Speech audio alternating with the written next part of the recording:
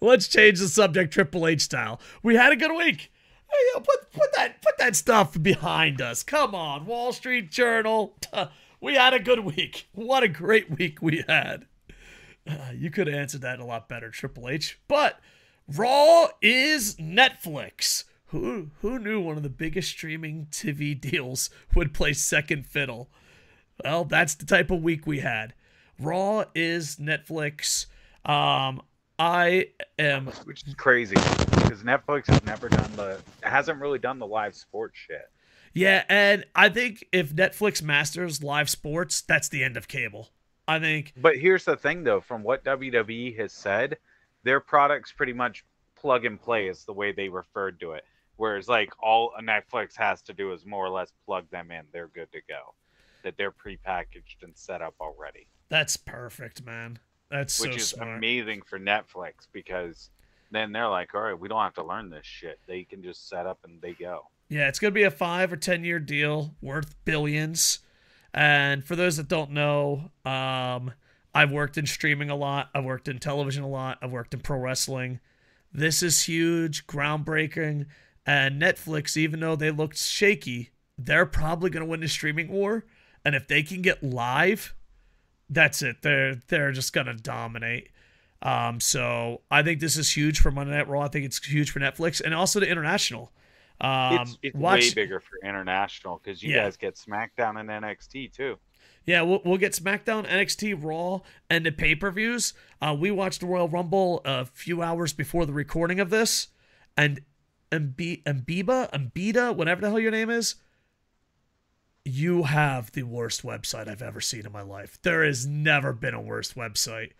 SidsLight's like, let's go. Let's watch the Rumble. I'm like, wait, I have to give him my blood type. Wait, I have to send him a copy. Like, it's insane how difficult it is to show up for that website and how difficult it is. And it is not a language barrier. I talk to Japanese people all the time, and they're just like, let's put it this way. If Pro Wrestling Nowhere New Japan's on a Beamer that night, I go and buy tickets if it's in the Tokyo area. It's like, yep, no, I'm good. I'm good. I'm going to go live.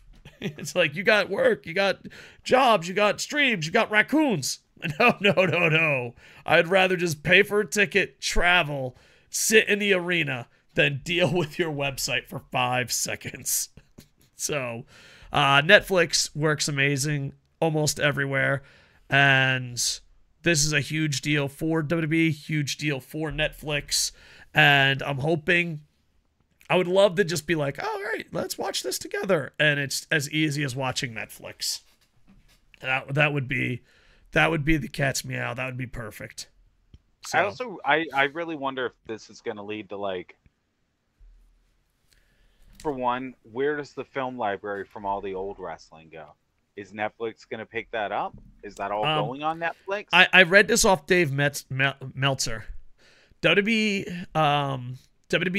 Network is going down at the end of the year. In America, when NBC and Peacock, whenever their contract is up, they're going to switch over. But for international, everything's going on Netflix. And when the Peacock deal makes the Netflix deal's even better for Netflix then. Yeah. Because, like, that's a company that's creating original content for them all the time. With a huge history catalog. Yeah, they just acquired so much wrestling. And then the next question becomes, does WWE trying to get things like TNA, featuring TNA streaming, etc., does that lead to them trying to get TNA on Netflix with them? Does that lead to Netflix becoming essentially the home of wrestling on streaming?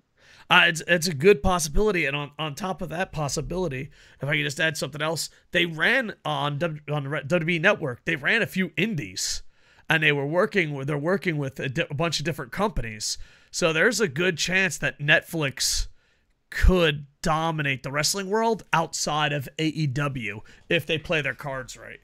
If they play their cards right. It would be interesting to see if Netflix tries to pick up that one show too.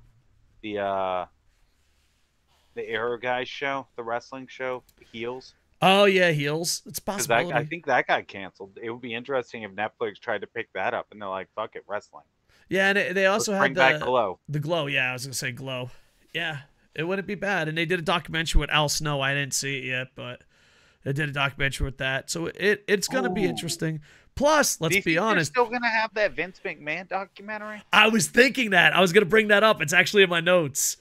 Before we go to Vince McMahon, I just want to say, who had all started this was the Big Show's family-friendly sitcom. Have you seen the Big Show's family-friendly sitcom? Yeah, I have, and I liked it. It's so horrible, but I couldn't look away. I enjoyed it. I would watch it again. If they did a season 2, I'd watch. There you go. I mean, he's at AEW now, but maybe they can work some deals.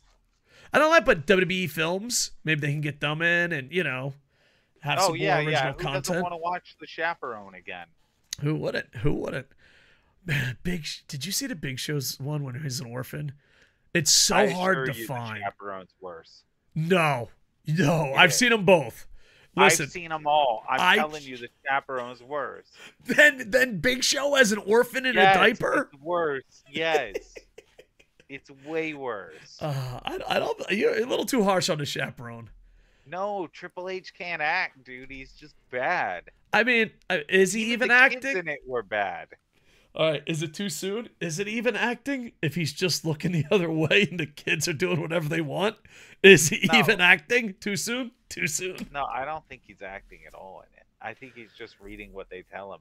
I think they're holding his lines up on a poster off this camera. Oh, man, it could open up so much stuff. So this is a good deal for professional wrestling, good deal for Netflix. And before I was retired a couple years ago, I was an expert in the streaming market where I actually got paid to talk about it, but those days are behind me. So this is huge. This is huge. Back in my day. Back in my day, I used to make money. Now look at me. Look at me now. I wonder if The Rock coming onto the board weighed into this at all, because Netflix has recently been doing a lot of basically they fund the film and they hire the actors for it and everything kind of movies, like with that one movie with, I think it was The Rock, Gal Gadot, and Ryan Reynolds were the 3 people in it. I'm going to take your word for it. Okay. I don't know the movie. They like to pay for actors to do movies for them. Yes, so like Adam Sandler. The Rock being part of that helps. And that brings us to our next segment,